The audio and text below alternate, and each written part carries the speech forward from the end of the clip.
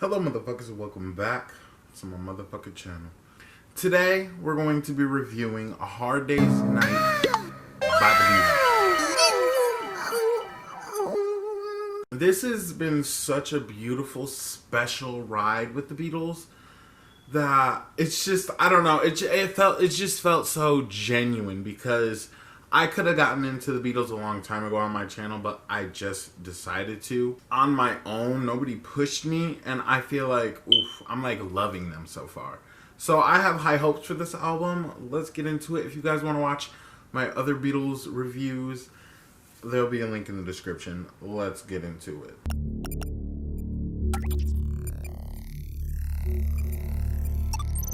Okay, the first song is called A Hard Day's Night. It has a star on it. It's literally the title track to this song, or to this album. Let's go. Okay. It's fast-paced. You guys know how I feel about fast-paced Beatles. Okay. The melodies are there for me.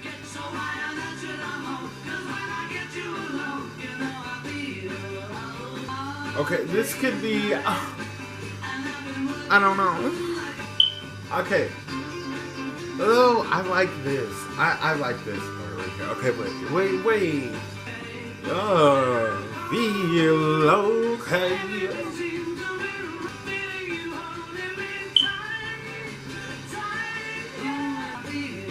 Alright, you know I feel alright.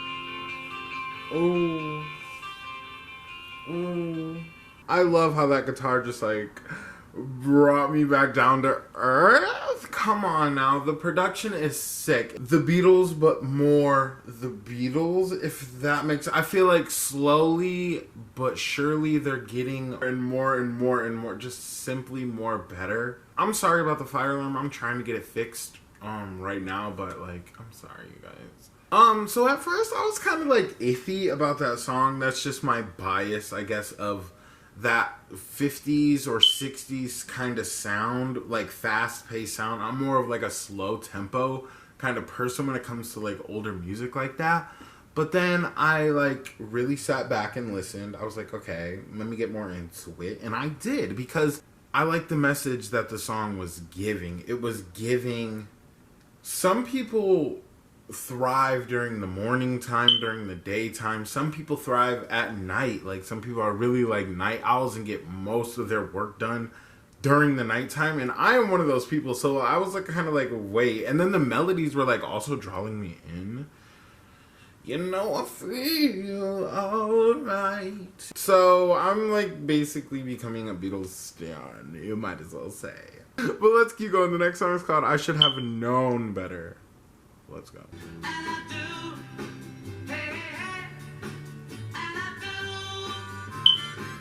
Not the harmonica again. Okay, but it's like, ooh. Okay, wait. The vocals.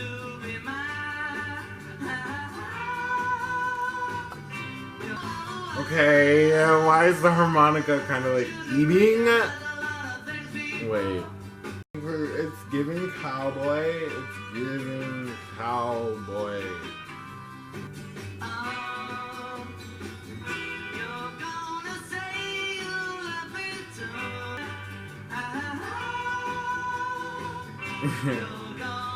Yes. Okay, I mean, I think it's obvious that I have to point out that the harmonicas were there once again. And you know what? Ever since the first harmonica incident, I was like, maybe just take a step back and actually listen. Don't be biased to harmonicas, because sometimes harmonicas add like a little bit of flair to a track if it's used in the right way. And with them, it's a hit or miss, honestly, sometimes. But like a lot of the times I end up actually being a stan of those songs. And that was probably one of them. So far, I'm going to say this album is like, it's giving. But I know it's going to give harder the more I listen to it. So, and I also have to keep putting myself back into the 1960s just to see if this music has aged or if it's still, or if it's timeless. So like like some people know when a person is bad for them. I should have known better. Like, you knew but you didn't know. You probably just wanted the experience, and that's kind of what that's giving. And I think this album is going for a storytelling saga. So let's keep going. The next song is called If I Fell. Okay. See? This is slowed down. Oh. Oh. Wow. Wow. Okay.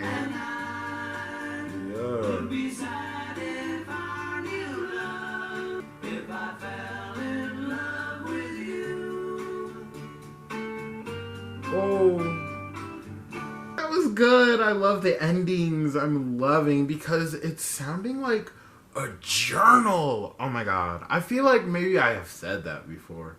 I'm pretty sure because, I mean, albums kind of do give journals in a way, but it's giving like I'm like experiencing what he is experiencing. That was by far my favorite song. Like, I felt drawn into it. I felt like I was inside of it. It was a good feeling. But this song was giving cheating, or yeah, something like that, because at the very end, I mean, he says, and that she will cry when she learns we are two, if I fell in love with you. So he's falling in love. Ooh, okay, this is taking a twist because the last two albums from the Beatles, they have been the ones that have been getting heartbroken. But now it's giving John Lennon or Paul McCartney or both of them are cheating on their lover with somebody that they're might be falling in love with. They're at the beginning stages of that. And it's just like, oh, it's like a good book. I said journal, but it's like a good book. Let's keep going. The next song is called I'm Happy Just to Dance With You. Okay, this is like, I feel like this is gonna be a bop. Let's go. Yeah. Oh.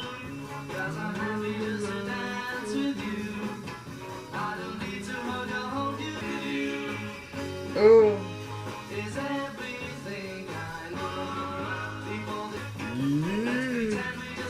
The beat, oh my god.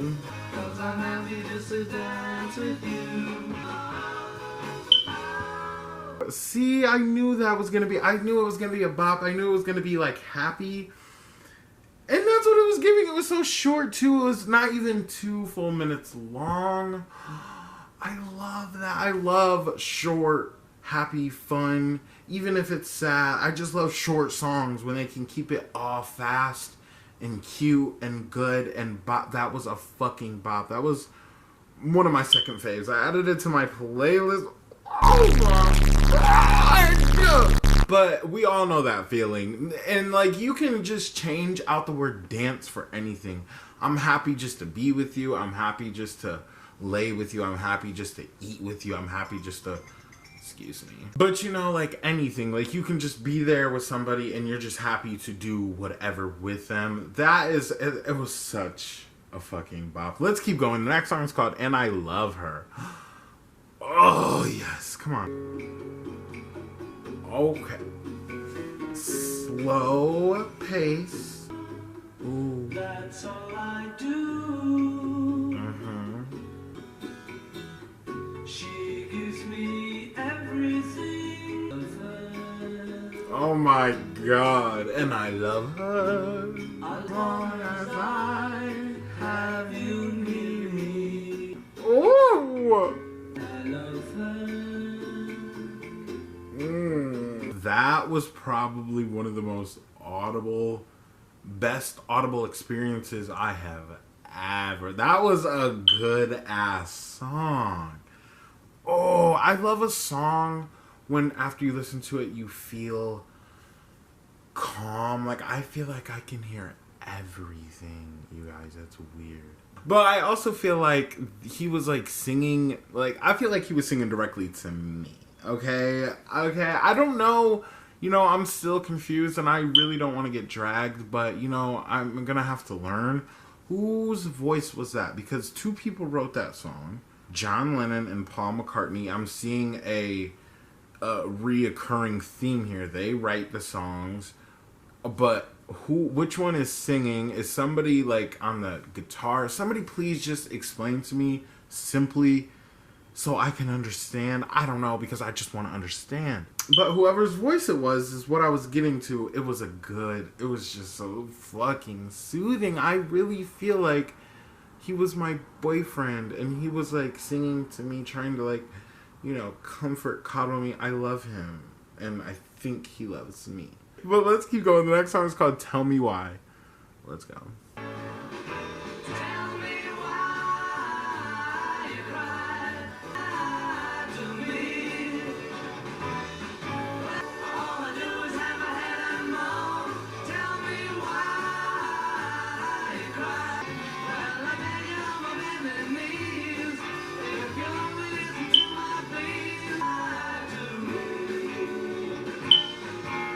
Okay, you know what?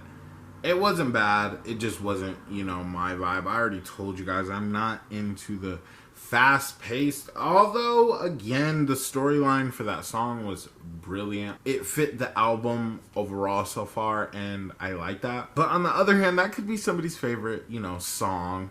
So it wasn't bad. It just wasn't my vibe. Let's keep going. The next song is called Cant Buy Me Love.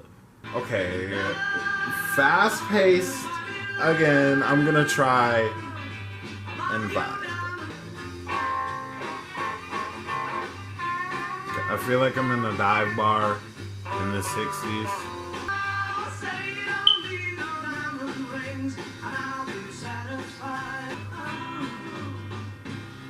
Okay, it wasn't as bad as I was like giving, but I love the context of it, A lot of people get a big ass, a lot of people get a bag.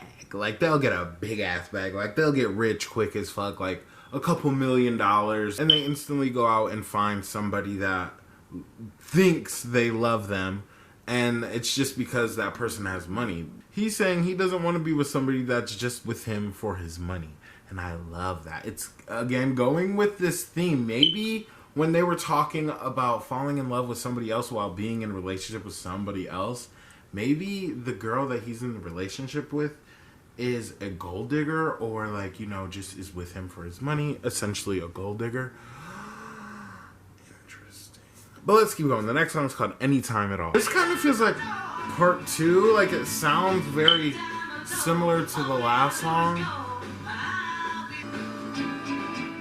Oh. See, the breakdowns can sometimes be the best part of the song. Okay, I like, but at the same time, I don't like. I loved the sound of the song. It was fast-paced, and I loved it. That was one of the ones that I like. I just don't like how he's putting himself out there so much. Don't be thirsty. Anytime they call, no. Let them call, text you 4 or 5 times. I mean, granted, back in the day, they didn't have, texting or whatever. But, make them call you a couple times. Make them think that you don't need them.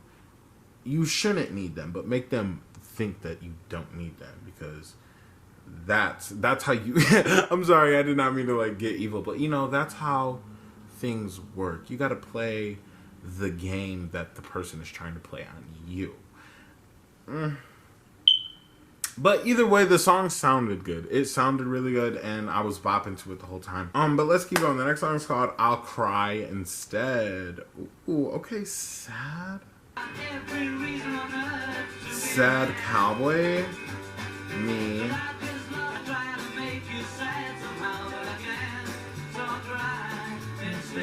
Oh, this is dynamic.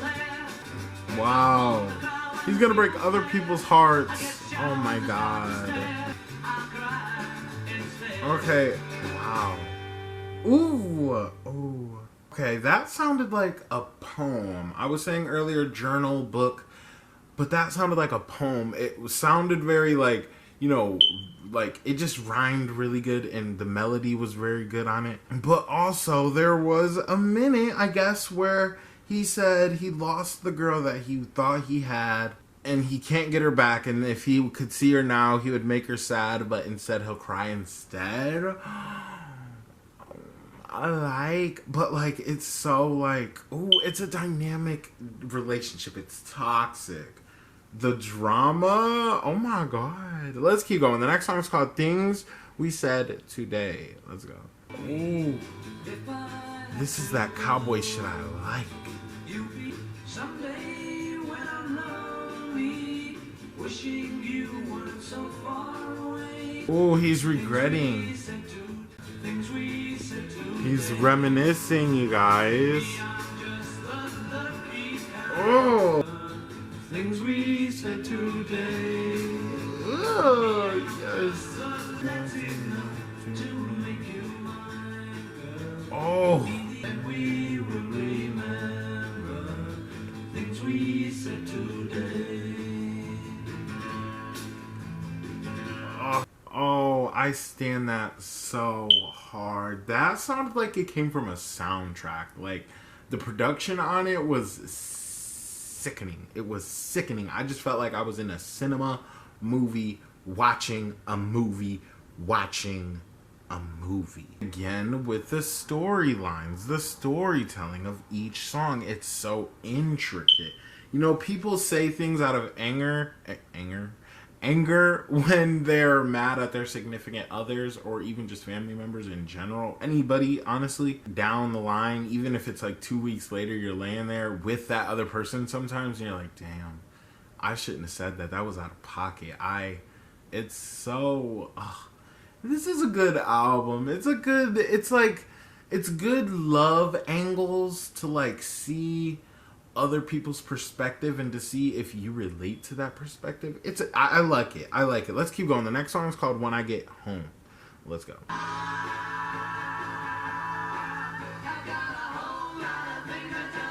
Ooh, come on, production. I've got time to trouble, please.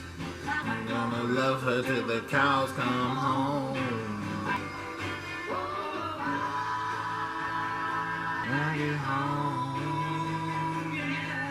Okay, so now he's regretting that he fell in love with his side chick and that he lost his girl.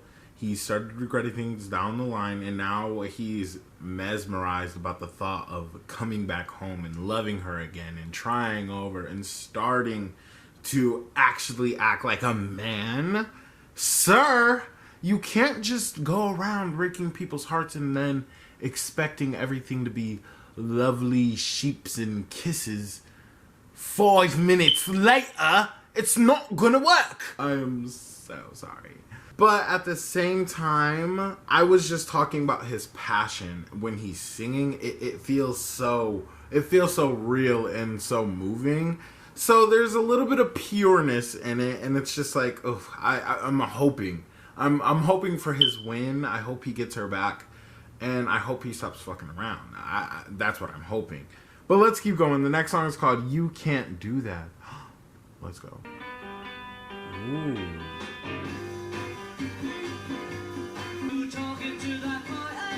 Oh no. Now she's talking to another man. Ooh. Damn, now he's jelly. Ooh, the tables are turned.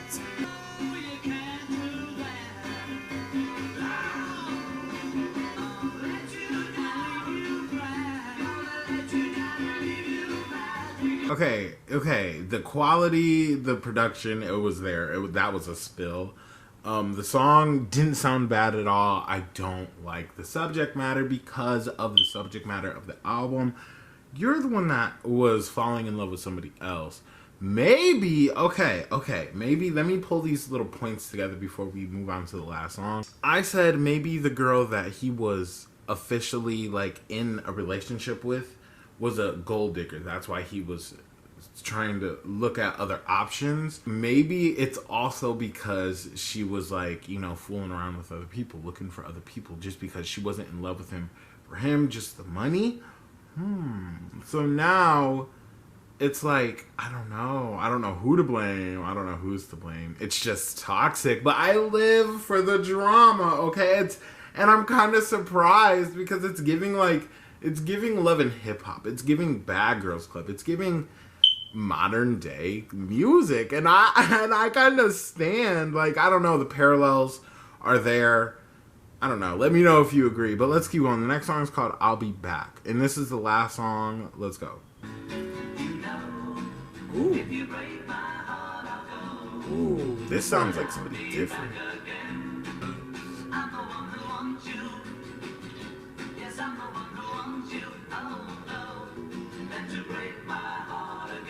Oh wow. Oh wow. Yes. Yes.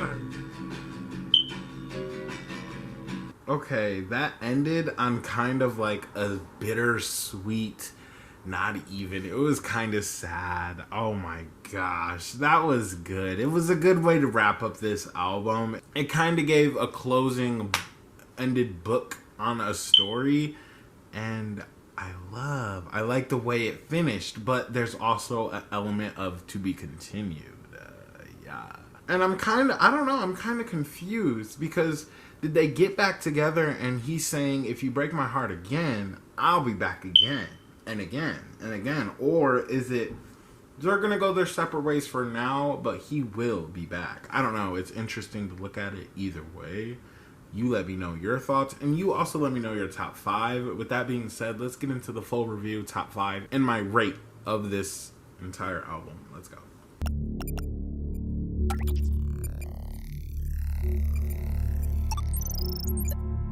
Okay, my top 5 from A Hard Day's Night is If I Fell, I'm Happy Just to Dance With You, And I Love Her, Things We Said Today, and I'll Be Back.